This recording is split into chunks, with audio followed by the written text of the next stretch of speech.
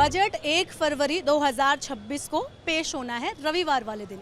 जाहिर सी बात है कि इस आने वाले बजट से सभी सेक्टर को बहुत ज़्यादा उम्मीदें हैं। एक आम नागरिक से लेकर एक बड़े व्यापारी बिजनेसमैन तक सभी को इस बजट से कई सारी आस है। इसी आस के बारे में, इसी उम्मीद के बारे में मनी 9 जानने के लिए पहुंचा है चांदनी चौक।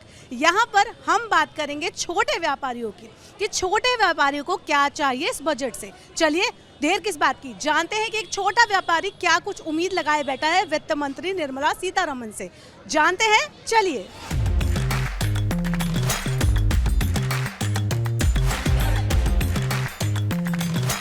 बजट 2026 बस आने ही वाला है। बजट से कई लोगों को कई सारी उम्मीदें हैं। ऐसी ही कुछ उम्मीदें जानने के लिए हम पहुंच गए हैं चांदनी चौक। यहां पर ट्रेडर से हम जानेंगे कि उनकी क्या कुछ उम्मीदें हैं आगामी बजट से और वित्त मंत्री निर्मला सीतारमण से। हेलो सर, आप लोगों का स्वागत है मनी 9 पर। सबसे पहले बजट आने वाला है, तो अभी हमारे मन में यही सवाल होता है कि बजट में क्या कुछ घोषणाएं होंगी और अपने अपने सेक्टर के हिसाब से सब सोचते हैं कि कुछ ऐसा हो जो हमें राहत दे सके। तो जो छोटा व्यापारी है, चांदनी चौक का एक जो छोटा व्यापारी जिसका खुद का व्यापार है, वो बजट को कैसे देखता है और बजट से क्या कुछ उम्मीदें लगाए बैठे हैं, बताइए सर।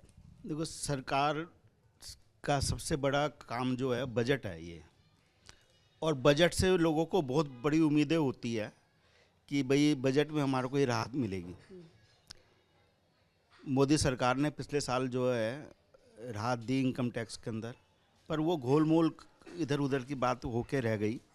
सरकार ने प्रयास अच्छा करा है, पर वो जो 12 लाख रुपए की जो इनकम टैक्स पे छूट की बात थी, वो सरकार ने पूरी तरीके से नहीं दी। सबसे पहले तो हम ये चाहते हैं कि सरकार जो है 12 लाख रुपए का जो तक है ना स्लैब को फ्री करे।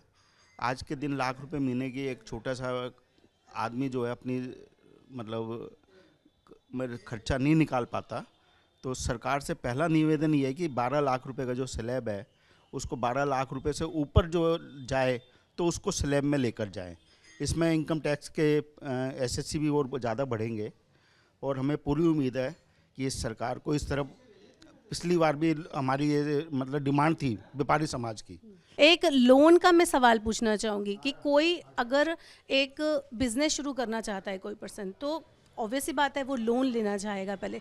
तो इसकी ज़मीनी हकीकत क्या है? क्या लोन लेना इतना आसान है और बिजनेस शुरू करना क्या चुनौतियाँ होती हैं? लिक्विडिटी की प्रॉब्लम है, बैंकों से इजीली लोन नहीं मिलता। बल्कि मैं तो ये प्रपोजल दूंगा, जैसे दुबई में व्यापार होता है भाई, ट्रेडिंग हब वो बन गया, हम यहाँ मैन्युफैक्चरिंग है फिर भी हब नहीं बन पा रहे। उसकी वजह ये है कि पेमेंट से आदमी परेशान है, और गवर्नमेंट को ये करना चाहिए B2B बिजनेस में चेक आदमी ले ले और बैंक में जाके इजीली कैश करवा ले। अच्छा। और बैंक फिर उस पार्टी से लेता रहे, जिससे कि जो मैन्युफैक्चरर है वो फ्री हो जाए और ये 138 के केस भी ख़त्म हो जाएंगे। बैंक अपने आप फाइट करेगा उससे, और बैंक का कोई पैसा इजीली मारता भी नहीं है, और व्यापारी को क्या दिक्कत होती है।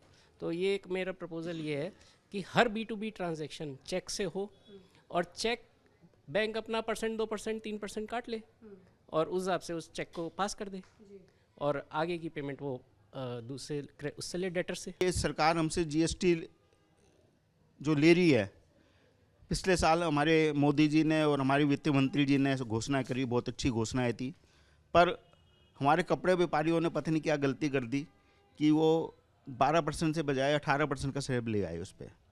तो हम हमारे वित्त मंत्री जी से ये निवेदन करते हैं, और हमें पता है कि हमारे प्रधानमंत्री एक राष्ट्र एक टैक्स की बात करते हैं, तो कपड़े पे सभी आइटमों पे एक 5% का टैक्स लगाया जाए, जो 12% का और 18% का जो स्लैब है, 18% का जो वो है उसको ख़त्म कर दिया जाए, जिससे व्यापारी जो है ना मतलब इधर उधर की बातें नहीं कर पाएगा और टैक्स कलेक्शन भी उसमें ज़्यादा आएगी। हम लोगों के पास तो यही था कि अभी कस्टम ड्यूटी घटाने वाले हैं सरकार, पर नहीं घटाई। तो काफ़ी दिनों से यही सूचना आती रही कि भाई आगामी बजट में हम लोग कस्टम ड्यूटी घटाएंगे। दूसरा रहा हमारे व्यापार का। पहले हिंदुस्तान एक ऐसा देश है जहाँ गरीब लोग भी और साहूकार लोग भी, सोने से ही संबंध है। जब बच्चा जन्म लेता है तो भी उसके सोने की सिलाई से एक ओम लिखा जाता है। जिस दिन शादी होती है तो 1 ग्राम की मिनिमम नथ ली जाती है, और जिस दिन डेथ होती है हिंदू रिवाज में तो भी सोने का एक डाला जाता है। जब मैं 90 में इस काम में आया तो 1 ग्राम सोना 300 रुपये का था, आज 1 ग्राम सोना 15,000 रुपये का। तो आप ये देखें कि आम आदमी क्या, बढ़िया आदमी भी उस काम को नहीं कर पा रहा। तो हमारी सरकार से तो एक ही है जी कि जो भाई साहब ने बताया, 1 नेशन 1 टैक्स, कस्टम घट जाए तो जिससे आम आदमी सोने को थोड़ा बहुत ले ले। वैसे तो हालात नहीं रहे कि आम आदमी अब सोना ले ले, जितना जेवर बिकेगा अब तो चांदी का ही बिकेगा। आज चांदनी चौक जो है, आज हिंदुस्तान का नहीं वर्ल्ड का सबसे बड़ा व्यापारिक केंद्र है। एक छोटे से 3 किलोमीटर तक के एरिए में, 3 किलोमीटर तक के एरिए के अंदर 2 लाख व्यापारी यहाँ पे व्यापार करते हैं, और वो छोटे और बड़े, अच्छे स्केल का और छोटे स्केल का, दोनों स्केल पे वो व्यापार करते हैं। हम सरकार से एक निवेदन और करना चाहते हैं, और हमें पूरी उम्मीद है कि एमएसएमई के अंदर जो सरकार ने जो है ना 45 दिन का समय पीरियड दिया हमारे को, उसके अंदर जो हमारा ना तो गिरे जब आता है, गिरे आने से कपड़ा बनने तक 45 दिन तो उसी में लग जाते हैं, तो उसका वो पेमेंट 45 दिन में कैसे करेगा। और ये कुछ लोगों की जो मतलब बड़े इंडस्ट्री मैन हैं, उन लोगों की उस पे जो है ना ये 45 दिन का समय कर दिया गया, पर इससे सारा छोटा व्यापारी जो है ना इफेक्टेड है, और वो व्यापार नहीं कर पा रहा। तो हम सरकार से निवेदन करते हैं कि ये एमएसएमई का जो समय पीरियड है इसको ख़त्म कर दिया जाए, या इसको कम से कम 90 दिन का कर दिया जाए, जिससे जो है व्यापारी व्यापार करने में उसको सहूलियत होगी। अभी यहाँ पर जो आपका ग्रोथ है, जो आपकी कमाई होती है, अगर आप देखा जाए कि आने वाली जो आपकी पुश्तें हैं, अगर आपका ये काम है, जो बिजनेस है, वो आगे बढ़ाना चाहें, तो उनके लिए क्या कुछ चुनौतियाँ पैदा होंगी? सबसे बड़ी चुनौती जो आज के समय है वो क्विक कॉमर्स और ई कॉमर्स से भी ज़्यादा क्विक कॉमर्स। जो एक आम किराने का दुकानदार है, या आम कपड़े का दुकानदार है, या कोई भी छोटा दुकानदार है, क्विक कॉमर्स वाले उनसे सस्ता दे रहे हैं वो माल, तो आम आदमी उससे कैसे फाइट करेगा भाई? आम आदमी के अपने खर्चे भी हैं। गवर्नमेंट को क्विक कॉमर्स पे तो तुरंत प्रभाव से रोक लगा देनी चाहिए अगर इनको व्यापार को बढ़ाना है, नहीं तो ये ऐसा स्लो पॉइजन है जो इकोनॉमी को गिरा रहा है। अच्छा, गवर्नमेंट को भी कुछ नहीं मिल रहा। मान लीजिए वो 100 रुपये में कोई सामान ले रहे हैं और वो 80 रुपये में बेच रहे हैं, तो उनको तो जीएसटी नेगेटिव हो गया ना। 100 रुपये का इनपुट मिल गया, 80 रुपये का आउटपुट है, ना तो गवर्नमेंट को इनकम टैक्स मिल रहा, ना जीएसटी मिल रहा, और पब्लिक परेशान है। तो क्विक कॉमर्स को तुरंत प्रभाव से हमारी ये मांग है कि उन पे या तो लगाम लगाई जाए या फिर उनको बंद ही कर दिया जाए तो अच्छा है। आपके मुनाफे में और आपकी कमाई में क्या कुछ फ़र्क देखने को मिला है? स्लो डाउन है, जो हम माल बेचते हैं और जो परसेंटेज ऑफ मार्जिन है पहले से कम हो गया है, और पेमेंट पहले से लेट हो गई है। आज चाइना जो तरक्की कर रहा है उसकी सबसे बड़ी वजह है गवर्नमेंट उनको बहुत सपोर्ट करती है हर तरीके से। हमें क्या, हर चेक्स एंड बैलेंसेस हैं। जीएसटी के इतने कंप्लायंस है कि आदमी सारे दिन उसी में उलझा रहता है, फिर ऊपर से ये पेमेंटों के लफड़े। गवर्नमेंट अपना तो टैक्स एक दिन भी लेट दो तो टैक्स पेनल्टी लगा के देती है, और व्यापारी जो है धक्के खा रहा कोर्टों में, तो वो कैसे तरक्की होगी? कोई एक बुजुर्ग है जिन्होंने काफ़ी टाइम से टैक्स पे किया और वो अपना बिजनेस कर रहे हैं, उनके लिए क्या कुछ प्रावधान होने चाहिए आगामी बजट में? हम सारी उम्र टैक्स देते हैं, और सीनियर सिटीजन तो मतलब देखो सरकार की भी कुछ जिम्मेदारी बन जाती है। जो सीनियर सिटीजन है उनको फ्री मेडिकल चेकअप और वो सारी हेल्थ जो सुविधाएं हैं जो बाहर देशों में होती है उस तरीके से मिलनी चाहिए, जिससे जो है ना मतलब कम से कम जो टैक्स देते हैं टैक्स का स्लैब देखकर उनको उतना तो मतलब बेनिफिट देना चाहिए कि जिससे हर एक आदमी को हौसला भी बढ़ेगा और ये समझेगा कि मेरे को भाई 60 साल के बाद सरकार मेरी हेल्प करेगी, मेरे को कोई किसी चीज़ की फिक्र नहीं है। पर सरकार इस तरफ ध्यान नहीं दे रही है। एक और भी समस्या हमारी बहुत बड़ी समस्या है, सरकार कहती है मैंने इतना लोन दे दिया, वो लोन पता नहीं किसको दिया जाता है। हम लोन लेने जाते हैं बैंक में, तो बैंक में जो है ना हमारे को कहते हैं ये पेपर लेकर आओ, ये पेपर लेकर आओ, और बैंक आसानी से लोन नहीं देता है। और कोरोना के बाद व्यापारी जो हमारा कपड़ा व्यापारी काफ़ी परेशान है, और उसकी सेल दिन प्रतिदिन डाउन है, अपनी हुई है। मैं सरकार से निवेदन करना चाहता हूं कि हमारे को इंटरेस्ट फ्री लोन जो है कपड़ा व्यापारियों को और कपड़े व्यापारियों को ऊपर उठाने के लिए और कपड़ा इंडस्ट्री को ऊपर उठाने के लिए इंटरेस्ट फ्री लोन दे, जिससे हमारा जो है कपड़ा उद्योग जो है एक मतलब बहुत, क्योंकि इसके अंदर सबसे ज़्यादा रोजगार है।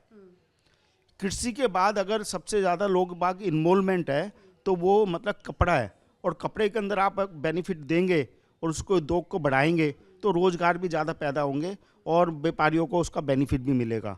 मैं इस माध्यम से, आपके माध्यम से ये निवेदन करना चाहता हूँ कि इंटरेस्ट फ्री लोन देकर हमारे जो व्यापारियों को मतलब जो समय गिरी हुई मतलब स्थिति में वो ऊपर उठाने का काम होगा। चलते चलते सवाल मैं पूछना चाहूँगी, क्विक कॉमर्स के लिए तो आपने बोला, वो तो सरकार ने अभी भी रिसेंटली एक फैसला सुनाया भी था कि क्विक कॉमर्स वर्ड हटा दिया जाए, 10 मिनट डिलीवरी जैसा, वो उस पर इनिशिएटिव लिया गया है। लेकिन एक और सरकार कहती है कि अभी उनके पास से बहुत सारी ऐसी योजनाएं हैं, बहुत सारी ऐसी स्कीम्स हैं जो छोटे व्यापारियों के लिए बेनिफिशियल है। तो क्या आपको लगता है रियलिटी चेक है, क्या ये उतना ईजी है उन योजनाओं को ले पाना? थोड़ा बहुत गवर्नमेंट ने किया है, लेकिन आम आदमी पे एक तो उसका प्रचार होना चाहिए, दूसरा क्या है कि वो सहजता से उपलब्ध नहीं है। जैसे 59 मिनट्स लोन MSME को देती है गवर्नमेंट, तो आप जैसे मेरा यूनियन बैंक से MSME का लोन है, लेकिन क्या है उसके सरलता से वो काम होता नहीं है, बैंक के बहुत चक्कर लगाने पड़ते हैं। और फिर क्या है, गवर्नमेंट जब गारंटी दे रही है, CGT MSC में गवर्नमेंट गारंटर है कि भाई बैंक का पैसा डूबेगा तो गवर्नमेंट देगी, तो बैंक को क्या है, बैंक को तो तुरंत सैंक्शन कर देना चाहिए। भाई एक आध इंक्वायरी करी, 1 साल तक उनका लोन डूबना नहीं चाहिए, उसके बाद बैंक गारंटर, उसके बाद गवर्नमेंट गारंटर है, लेकिन नहीं मिलता। तो यही है कि भाई सबसे बड़ा है पेमेंट का जो चक्कर है, उस पे गवर्नमेंट जब तक कोई सख्त का ठोस काम नहीं करेगी तब तक ये मंदा ही महसूस होगा हर तरफ। बहुत बहुत शुक्रिया हमारे साथ जुड़ने के लिए और बताने के लिए कि क्या कुछ चुनौतियां हैं जिनका आप सामना कर रहे हैं और आगामी बजट से आपकी क्या कुछ उम्मीदें हैं। तो हमने चांदनी चौक में छोटे व्यापारियों से जाना कि उनके पास इस वक्त क्या कुछ प्रॉब्लम्स है जो वो फेस कर रहे हैं और आने वाले बजट से वित्त मंत्री निर्मला सीतारमण से उनकी क्या कुछ उम्मीदें हैं। बहुत सारी उम्मीदें हैं, हमने जाना, आप देखते रहिए मनी 9। ऐसी और उम्मीदों के साथ फिर से हाजिर होंगे बजट सीरीज़ में।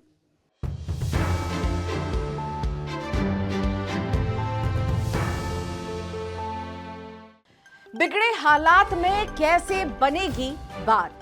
जनता को चाहिए एक ही जवाब, क्या टैक्स का बोझ कम करेगी सरकार? टैरिफ का डर जब तक नहीं होगा पार, मुश्किल में रहेगा कारोबार। रिफॉर्म के एजेंडे से पीछे नहीं हटना है, लेकिन आगे क्या? सबका मिलेगा जवाब जब 1 फरवरी को पेश होगा देश का बजट। बजट 2026 का 360 डिग्री कवरेज सिर्फ मनी 9 पर। इकोनॉमी, शेयर बाजार और आपके इन्वेस्टमेंट पर क्या होगा असर, जानिए और समझिए हमारे साथ दिन भर।